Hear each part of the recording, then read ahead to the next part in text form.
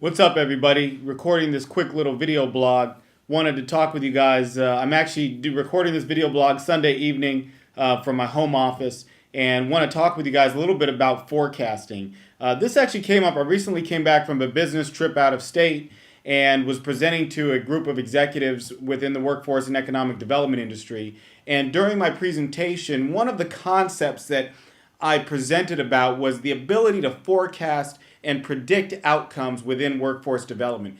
Is it possible to actually predict how many people you're going to put back to work, maybe 90 days, 6 months, 180 days? Is it really possible to do that? Well, during my presentation, I introduced this concept, and one of the executives asked, this gentleman managed a large metro area. He oversaw thousands and thousands of grant dollars, millions of grant dollars actually, and he also was responsible for putting thousands of people back to work in this area.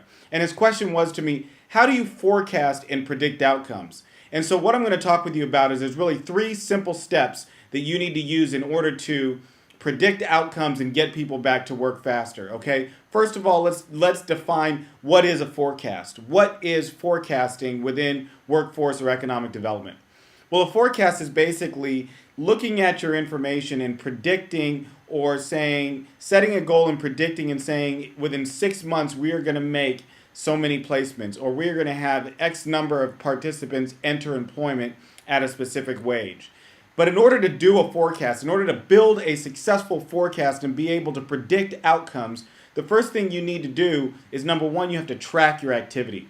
This is so essential. When we go out and work with different economic and workforce development agencies and we talk to them about technology and innovation, one of the most important things, number one things you can be doing is tracking your activity. So let's say, for example, you're a community college and you have a workforce development program. Well, how many cold calls and how many job development calls are your business services reps making? How many participants are you screening and enrolling into your program? How many of those people are successfully completing the classes? Do you have this information in real time? It's essential that if you want to forecast and predict outcomes, you need to be able to track and measure your activity, and you need to be doing that in real time. Number two is you need to understand what are your inputs and what are your outputs. You can't successfully manage or forecast your programs unless you know what your inputs are and your outputs. So let's give an example. What are inputs? Well, an input might be the number of participants you enroll in your training program. That's an input. That's people coming into the process. What's an output? Well, an output is how many of those people that you've enrolled into the program successfully complete the program and enter employment. That's your output.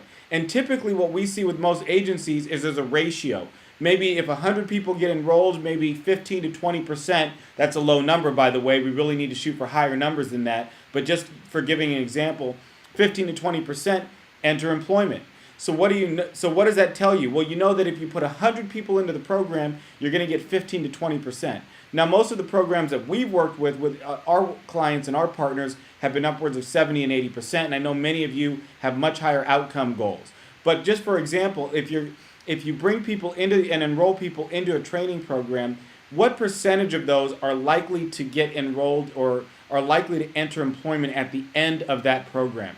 That is your inputs and your outputs, and it's important to know what they are. It's also important to know what are the variables that can adjust that or can affect the success of that program. For example, business services. Are you bringing in enough new job orders? Are you engaging with employers in the private sector to get them to hire the people that you're bringing in? Are you enrolling the right people? Are you enrolling people who are really motivated to get a job, or are you enrolling people who are just trying to extend benefits? These are important things to consider. And then the third piece is managed by a funnel. So now that you've tracked your activity, number one, and number two, you understand your inputs and outputs, the third key critical piece of the phase is managing the funnel. Look, for example, imagine a funnel, right? You've got kind of an upside down pyramid.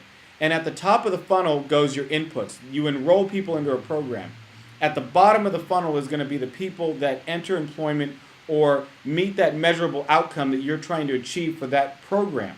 So if you imagine your funnel, the funnel is going to have varying stages. Maybe it's the first stage is I need to recruit people, recruit 100 people for the program.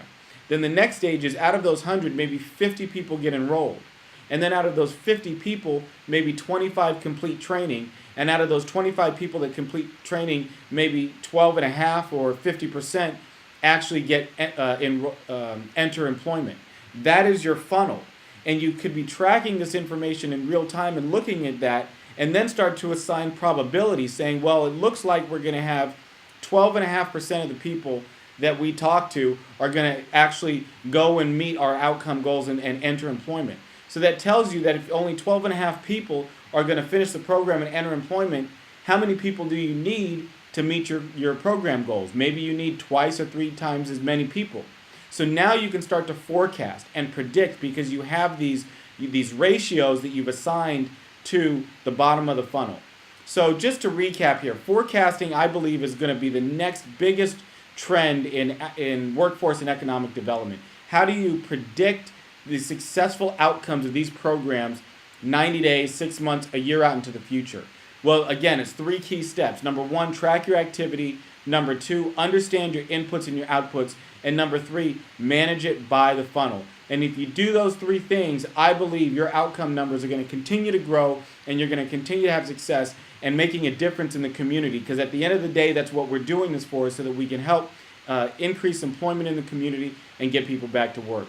So thank you very much for this watching this quick little video blog. I hope you got some value out of it. Feel free to check out our website, launchpadco.com. Again, launchpadco.com. My name is Abraham Jenkins. Thank you very much.